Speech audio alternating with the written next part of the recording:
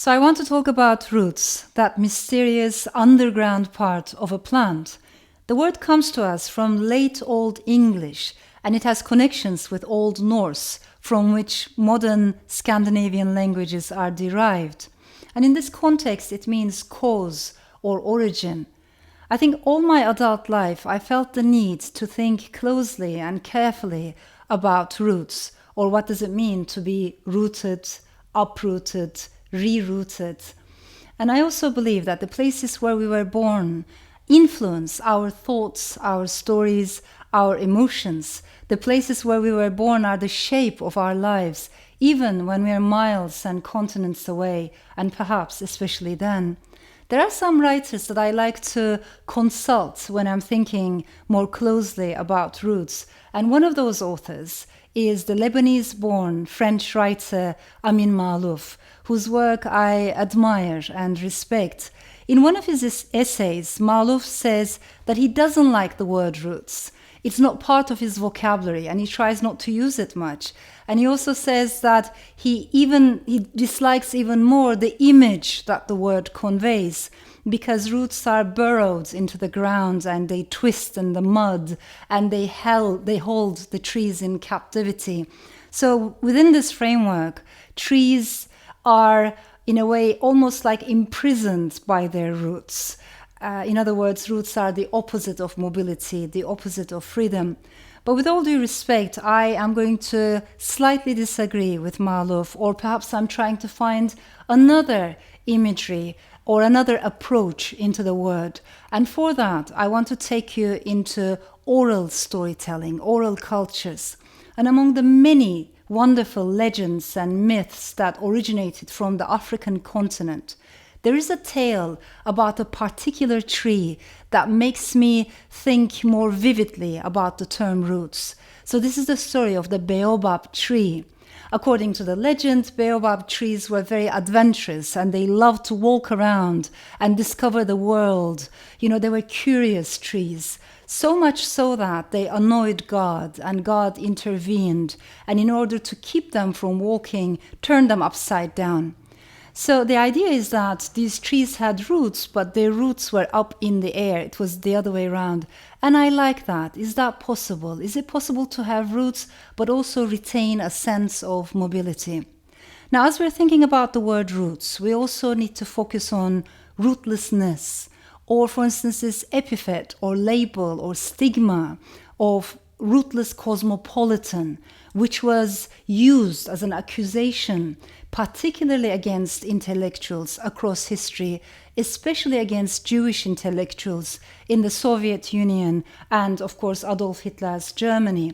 The idea there was that if you have multiple stories that compose your identity, then you can't be trustworthy. And of course, that's the thing about authoritarianism, isn't it? It can never embrace multiplicity or pluralism. Authoritarianism loves an artificial sense of homogeneity, this idea that we're a mass of undifferentiated individuals, that we all have to be exactly the same, which of course is an illusion. And many writers and intellectuals have been targeted in this way so unfairly. Among those writers is someone who left a big impact on me, on my own thinking, and that writer, that cultural critic, is Walter Benjamin.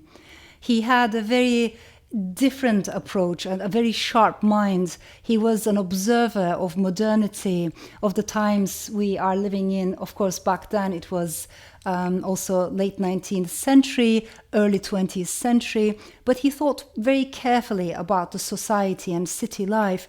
He had to escape Germany from the Gestapo. He had to run away, and then he moved to France. When Paris was occupied, he had to run away again.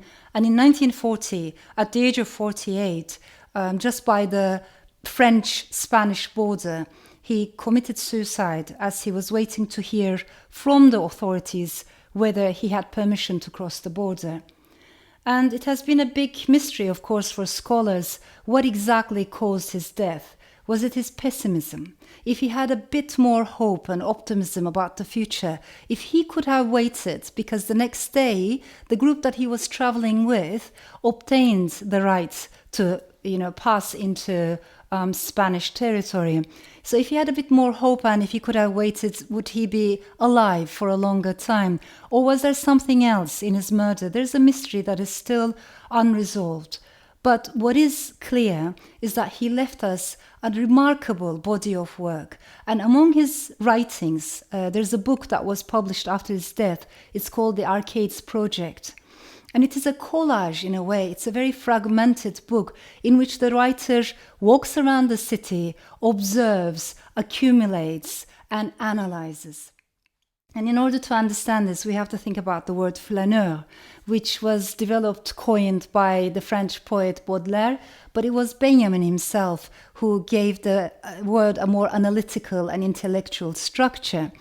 In this context, flaneur walks around the city and is a keen, sharp observer, not only of urban life, but of alienation, consumption, our habits, our relationships, but also how we can be isolated from each other. So there are all these fragments that go into the book. Of course, as a feminist, I am very much aware of the fact that throughout most of history, most flaneurs have been men. Women have been denied the same type of mobility within the urban space. But what I'm trying to underline here is that kind of intellectual mobility, I believe, is essential for writers, for novelists as well. In my latest book, The Island of Missing Trees, I have thought more carefully about roots, rootlessness, what does it mean to be an immigrant, exile, uprooted or rerouted. I care about these words. But in the end, I also believe that there's a different way of thinking about roots, intellectual mobility, to be an intellectual nomad, to refuse to have a fixed address or abode does not mean that you don't have roots. It just means that your roots are up in the air, like the old Baobab tree, and they're longing for sunshine, for rain, and they're longing for freedom.